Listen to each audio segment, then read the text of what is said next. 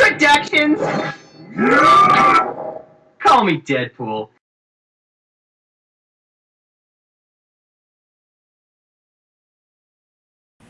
Alright, fellow YouTubers, this is a review on Gundam Maxter Hyper mode. I never got the original version, but I know I had the Hyper mode version. This is an awesome figure. I'm missing one of the side pieces, but he could basically, this would come down onto his fist, and that would be his first form. And you also could take off this, but for some reason on the Hyper mode, I don't think they have it where you can take it off. Let me see. But pretty much, I'll get to that in just a second. These were awesome. You know, these could like connect to his fist and you could go into his form. He had a gigantic pod that he rode in compared to the other ones. This thing looks like a backpack whenever it's actually on him. But the thing was pretty awesome though. And then he was like, I'm #1 and don't you forget it. And he represented America.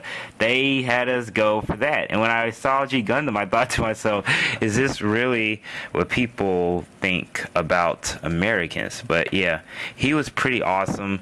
And I like how the figure turned out. I wish I had the little board because he came with a thing so he could actually like surf and all that stuff too. So it just was awesome to me how like little things came out. But at the same time though, what I would say is that it was pretty cool with like the figure, but it looks like the gold is kind of off on the legs. I don't know, it looks like they were like, we're going to do a whole bunch from the head to the waist. Then when we get to the legs, we're going to kind of just mess around. But it still was awesome to me though. Basically, his articulation, you know, could bend a little bit at the ankles. Knees could go a little bit. About that much motion until it would pop off of the ball joint. Torso was no ab crunch, but you can move it from side to side, and arms could move all the way because it was on that ball joint. And he could go into the special form where, if I can get it off, there we go, he would take these and they would go onto his hands, which were awesome. And then you know that he was about to do his special move. Get it off. There it goes. Like, what's funny is that most people all had the figures, and when they had the figures, it's like you knew that the ball joints would look like that when you took off the shoulder pads to switch up them, or just to play with them. And like whenever they used to do it, oops, pop off this little thingy here. But whenever they used to like do it, they did in like the actual show, which was different. Instead of just having it where you just see that on like the figure, but it would do it on like that.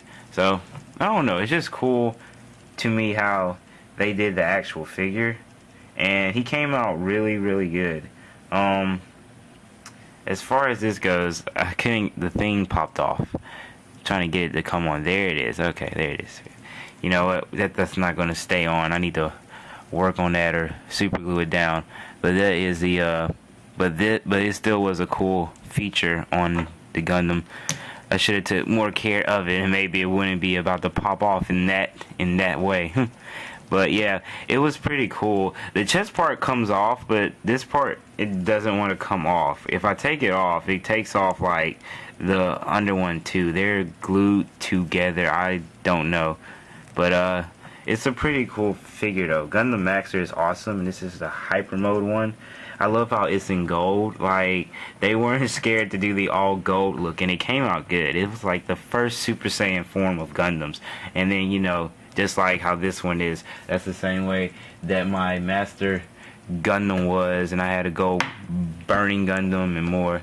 Man, you got some weight to you. Which I've just seen this for the first time. Okay, I was about to say, is Master Gundam a little bigger than Gundam Maxter? But he's just a little bit, or just because he has those big pointy things. But still, he is still an awesome figure though. Mine is really old and it's been through some stuff, but it still looks awesome. But sorry I couldn't show you all the features because the shoulder pad is just about to fall apart. But he still was pretty cool, and he was part of the whole Shuffle Alliance, the original one. Well, not the original one, sorry, the newest one, I guess, for the G Gundam universe, which ended. So I guess they are the last ones. But he still is an awesome figure, so I would recommend him for anyone's collection, especially if you like the all gold look. God, I wish I could go back in time about 10 years and get all of these in all gold and normal ones, because toys like this are not made quite as much now. But this is awesome, and this is my review of the Hyper Mode Gundam Maxter MSIA. Thank you.